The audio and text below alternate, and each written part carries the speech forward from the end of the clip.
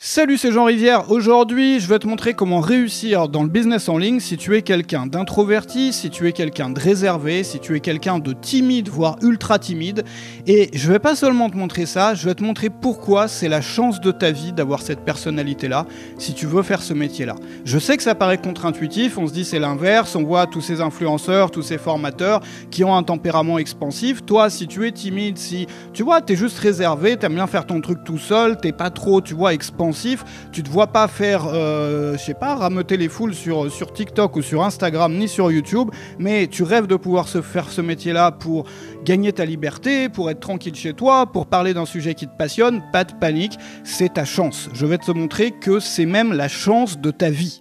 Alors, avant de commencer, tu sais que moi, ça fait maintenant depuis 2004 que je gagne ma vie sur le web. J'ai créé plus de 400 formations en ligne et j'aide des formateurs professionnels ou des personnes qui veulent le devenir à développer leurs compétences. Je leur donne des méthodes, je leur donne des astuces, je leur donne des techniques, mais je leur donne surtout des déclics. Et des déclics, c'est quoi? Des déclics, c'est des trucs qui te font voir le monde, ou voir ton activité, ou voir la façon dont tu travailles, ou tu pourrais travailler d'une façon complètement différente. Ça veut dire, tu vois, c'est ouvrir une porte. C'est des clés qui permettent d'ouvrir une porte à tout un champ nouveau d'opportunités qu'on n'avait pas vu avant. Et ces déclics-là, je les donne notamment dans ces cours en vidéo, dans ces petits cours en vidéo. Tu peux les recevoir, ces cours en vidéo. Il y en a plusieurs qui sont publiés chaque semaine en faisant partie de mes contacts. Ça se trouve juste en dessous dans la description. C'est entièrement gratuit, il suffit de mettre ton email et tu vas recevoir à chaque fois que j'enregistre un nouveau cours, tu vas le recevoir, tu vas aussi recevoir parfois des astuces, tu vas recevoir parfois des méthodes et surtout des bons plans sur les formations qui sont réservés aux personnes qui font partie de mes contacts. Donc si toi, tu veux progresser, c'est important pour toi, si tu veux progresser, si tu veux chaque semaine avoir des nouvelles idées, si tu veux avoir des méthodes qui sont celles qui sont utilisées aujourd'hui par les grands noms du web francophone, qui font pour la plupart partie de mes élèves, si tu veux avoir accès aux mêmes méthodes qu'eux, aux mêmes idées qu'eux et pouvoir créer un business ou développer un business sur des bases fiables, sur des bases saines, quelque chose de durable qui puisse te servir toute ta vie, c'est important que tu t'inscrives juste en dessous dans la description. Et aujourd'hui, je vais te montrer comment réussir en ligne quand on est introverti, réservé ou timide. Alors, ton problème, c'est peut-être que toi, tu vois les autres sur le web.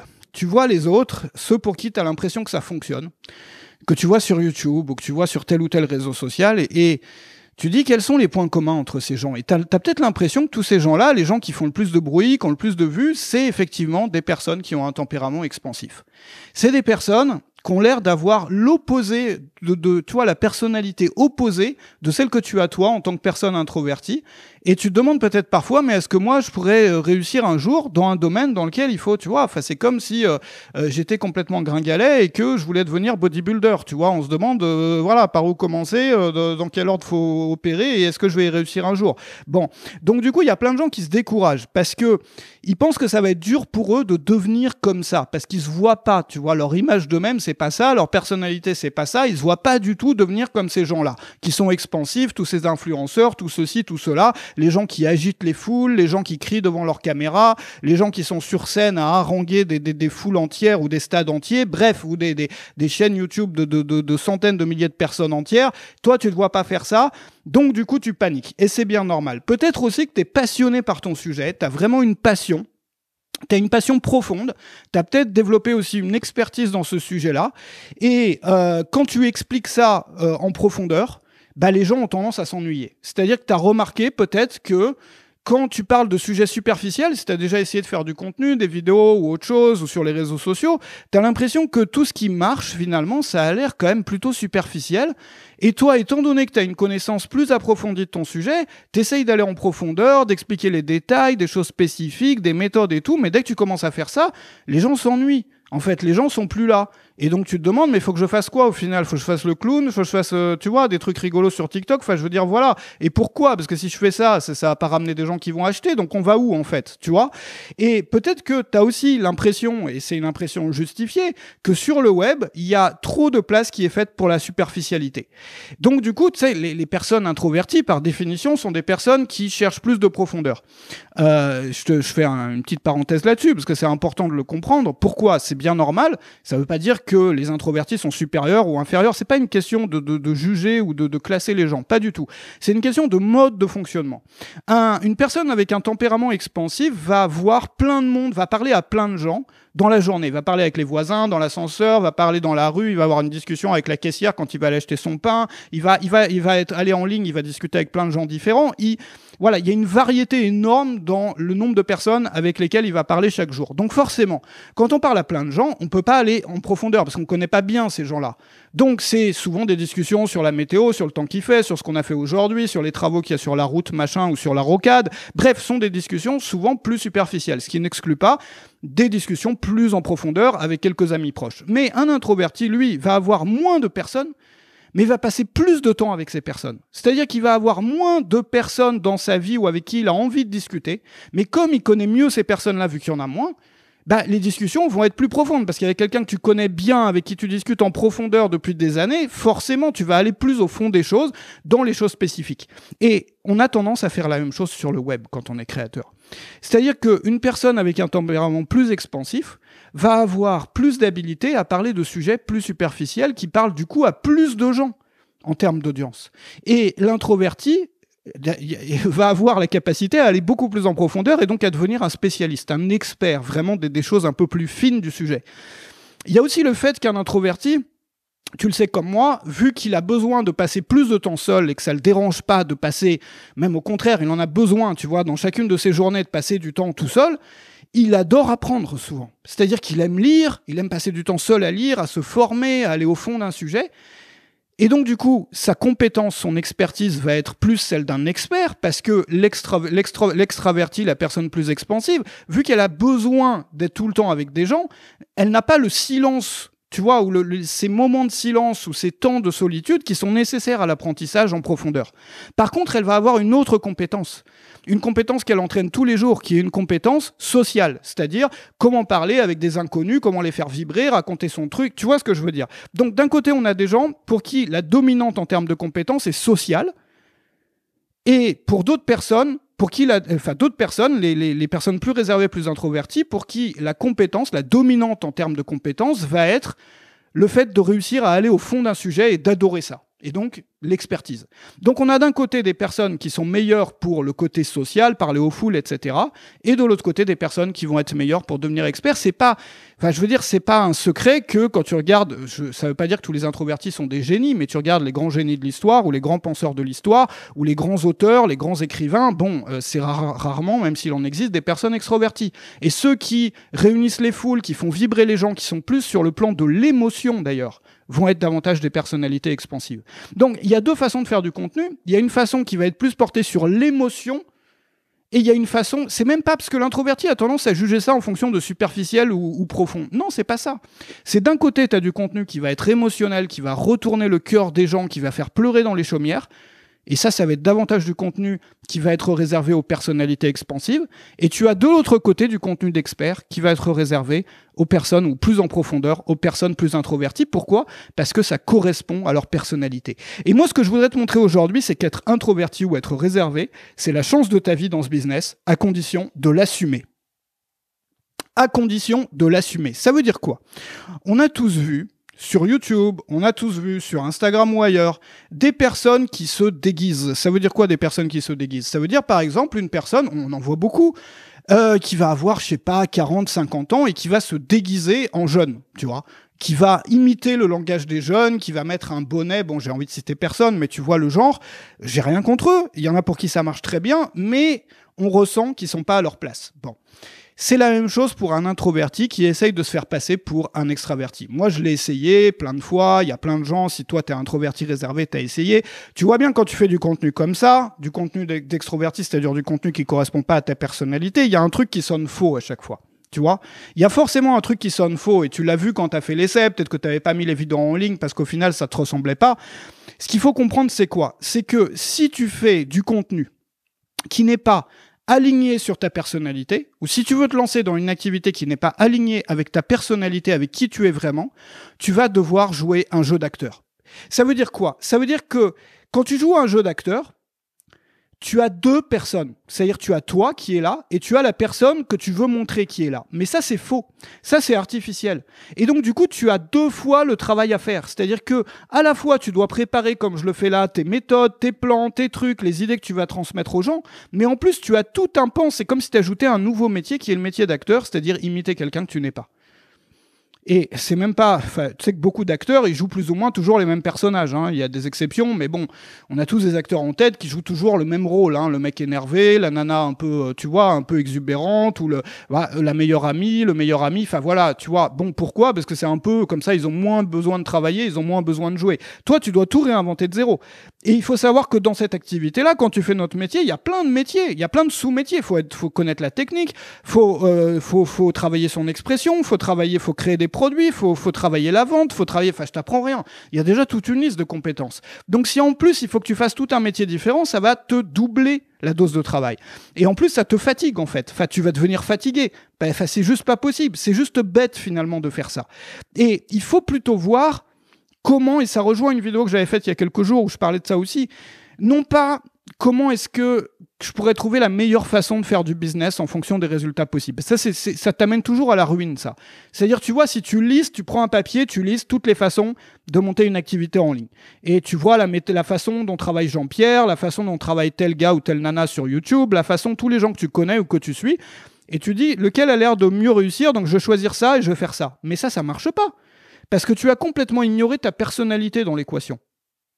Il est bien évident, si tu t'intéresses au marketing, les noms que je vais citer vont te parler. Notamment, si tu prends par exemple quelqu'un comme Gary Vee, quelqu'un comme Grant Cardone, tu as là affaire à des personnes expansives, à des personnes extraverties, voire ultra extraverties. Quel est leur message ?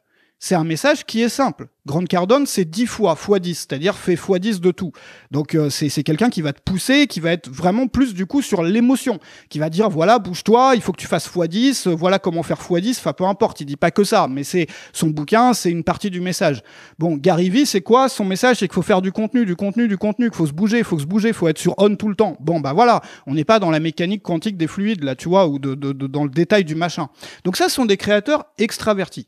Maintenant, tu regardes des créateurs introvertis. Ils sont souvent moins connus, des gens comme, moi je suis beaucoup formé chez Dan Kennedy à l'époque, des gens comme Perry Marshall, dont j'ai les bouquins ici, des gens comme Cal Newport, je vais te montrer un peu tout ça, qui sont des créateurs introvertis. Donc ils vont avoir... Déjà, eux, ils n'ont pas de chaîne YouTube. Enfin, si. Lui, il n'a pas de chaîne YouTube. Tu connais Cal Newport ? Bon, Cal Newport, c'est vraiment un truc d'introverti. Il n'y a pas plus introverti que ça. Perry Marshall, il n'y a pas plus introverti. Si, il fait des vidéos, mais bon, c'est pas trop son truc.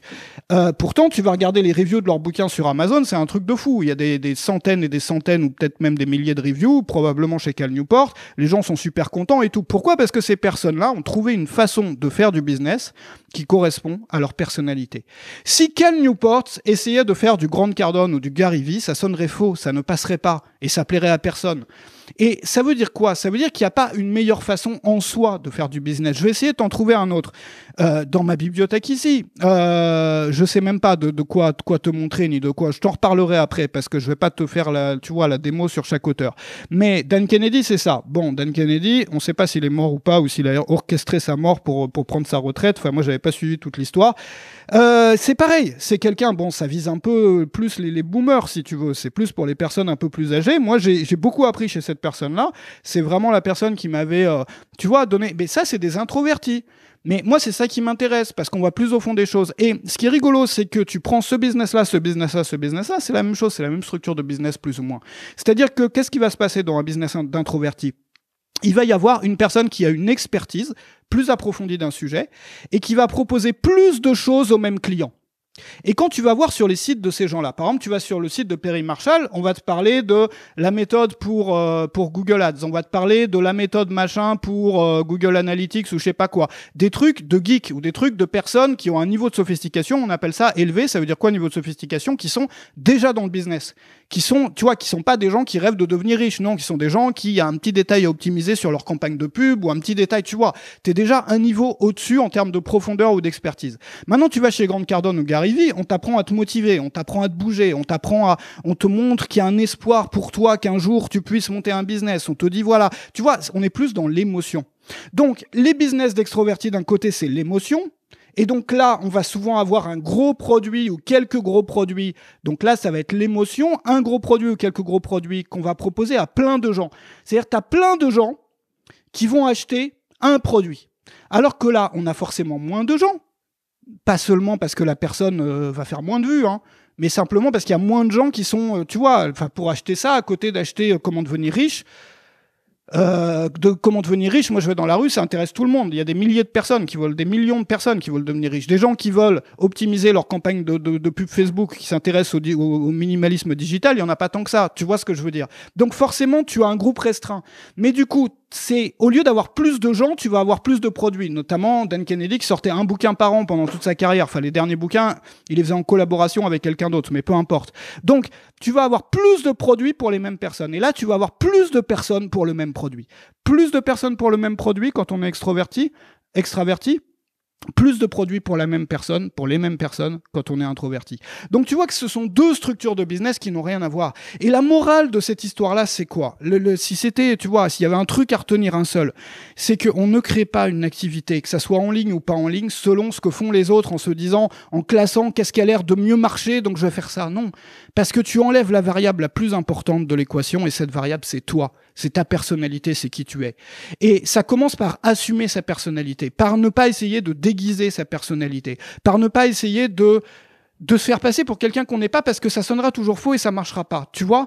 Et au contraire, toi, t'as un atout, t'as vraiment un truc là, tu vois. Enfin, voilà, t'as un truc que n'ont pas les autres en plus quand si toi tu étais le créateur introverti, si t'es introverti de ta thématique et que t'allais vraiment au fond des choses, qu'est-ce que tu pourrais créer? Tu pourrais créer des super belles choses. Tu pourrais avoir le plus beau business d'introverti de ton machin. Tu pourrais devenir la référence pour les experts de ton truc.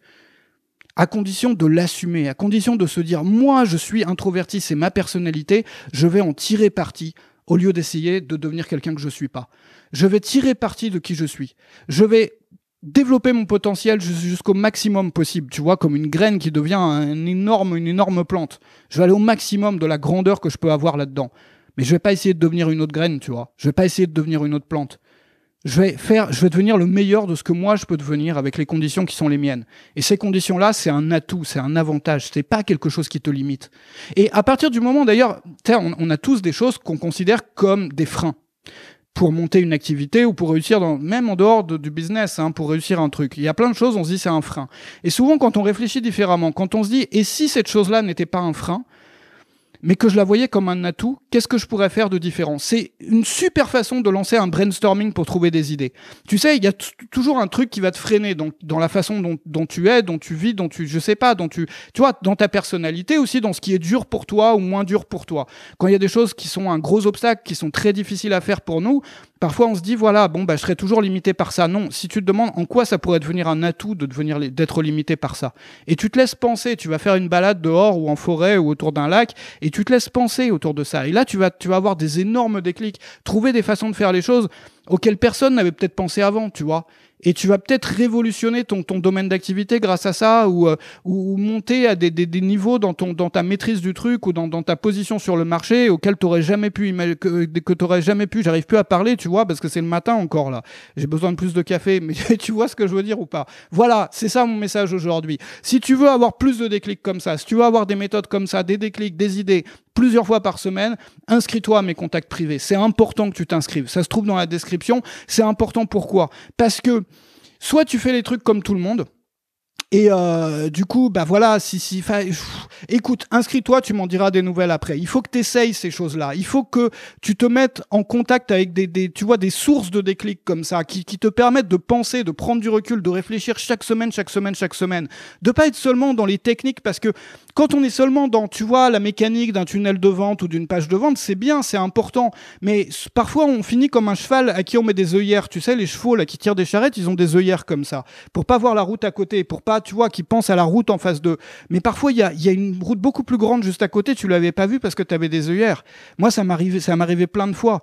Et c'est pour ça que c'est important de prendre du recul, régulièrement, plusieurs fois par semaine, de prendre du recul pour regarder ta situation de haut, de loin, pour voir la vue globale du machin. Voir peut-être le machin dans lequel je suis engoncé, l'obstacle qui me limite aujourd'hui, peut-être qu'en fait c'est ma chance, parce qu'à côté il y a une route qui est beaucoup plus large et qui va m'amener beaucoup plus loin.